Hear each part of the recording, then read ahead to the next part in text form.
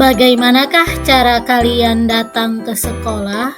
Apakah naik mobil, naik motor, naik sepeda, atau berjalan kaki bersama dengan teman-teman kalian?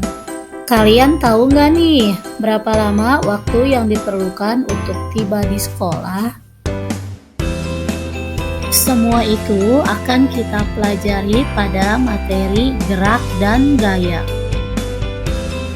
Kita akan mempelajari materi tersebut bersama dengan Ibu Lailatul Qodriyah dari SMP Negeri 22 Kota Tangerang. Ada yang tahu nggak nih, apa sih perbedaan antara perpindahan dan jarak tempuh?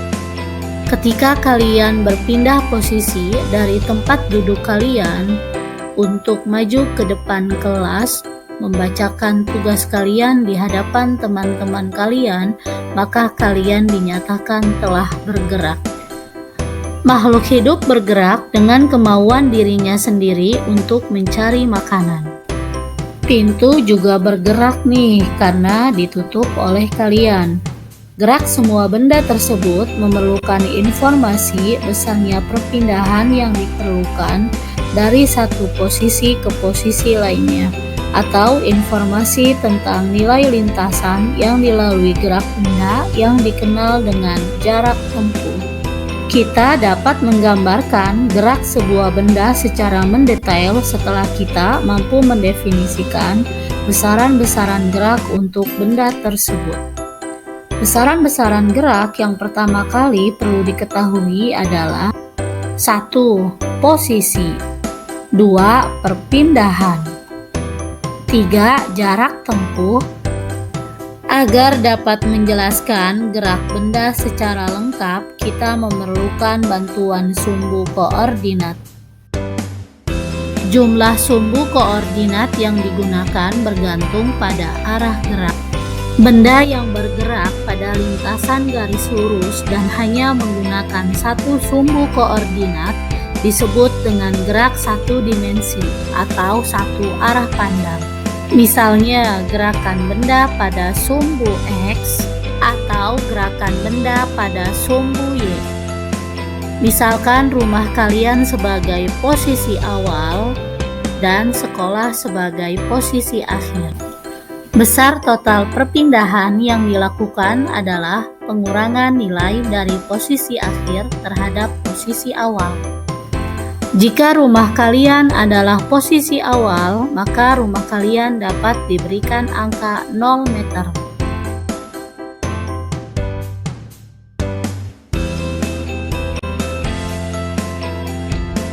Sedangkan sekolah terhadap rumah kalian memiliki nilai 100 meter. Maka perpindahan yang dilakukan dapat dirumuskan dengan delta X sama dengan X1 dikurang X0. Sehingga kita dapat menghitung besar perpindahan dari rumah ke sekolah adalah 100 meter. Lain lagi nih, jika kalian sudah sampai sekolah, lalu tiba-tiba perut kalian sakit.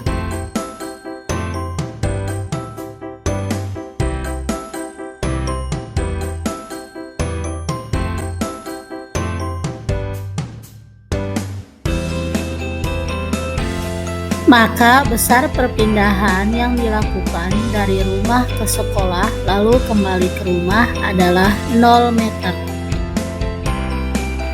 Nah, berbeda dengan perpindahan nih, kalau jarak tempuh adalah jumlah lintasan yang ditempuh. Jika posisi awalnya adalah 0 meter dan posisi akhirnya adalah 100 meter, maka jarak dari rumah ke sekolah adalah 100 meter.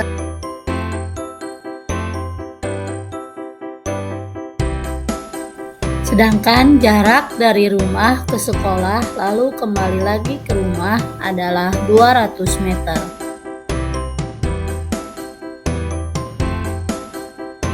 Apakah kita semua bergerak relatif?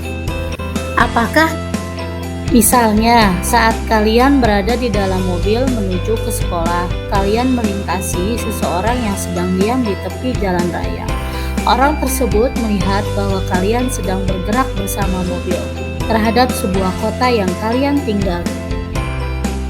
Kalian yang sedang berada di dalam mobil akan melihat bahwa pengamat bergerak juga dengan arah yang berlawanan dengan arah gerak mobil.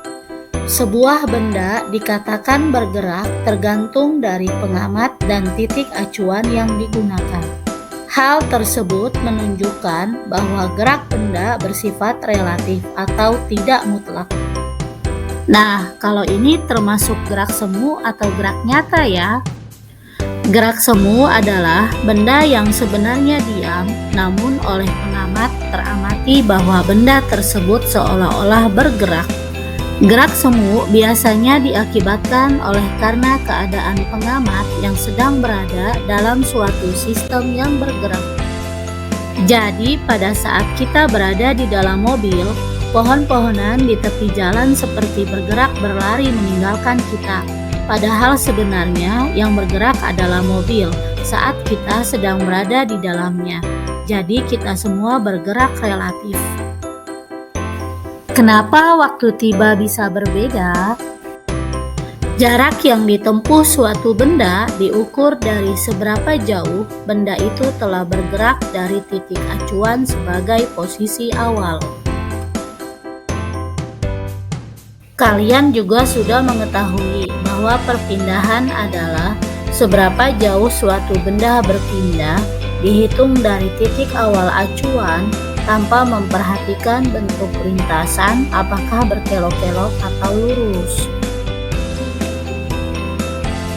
Jika jarak tempuh dari mobil yang tiba untuk menjemput kalian dibandingkan dengan parameter waktu, maka akan didapatkan sebuah informasi penting lainnya dalam konsep gerak, yaitu yang dikenal sebagai kelajuan. Dengan membandingkan jarak tempuh terhadap waktu, maka kalian akan mendapatkan nilai kelajuan sebuah benda ketika bergerak. Kelajuan dapat ditulis dalam persamaan berikut. V sama dengan S dibagi T, dengan V adalah kelajuan, S adalah jarak tempuh, dan T adalah waktu. Contoh soal. Jika Ardi berjalan ke arah timur sejauh 300 meter,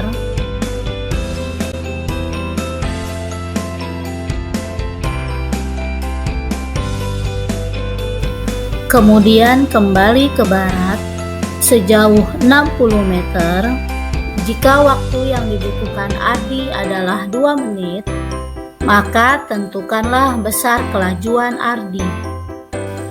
Diketahui jaraknya adalah 300 meter ditambah 60 meter sama dengan 360 meter. Waktunya 2 menit atau setara dengan 120 detik. Yang ditanya adalah kelajuan. Rumusnya adalah V sama dengan S dibagi T, dengan S-nya 360 meter dan T-nya 120 second. Maka akan dihasilkan kelajuannya adalah 3 meter per second. Terima kasih sudah menonton video ini, semoga bermanfaat.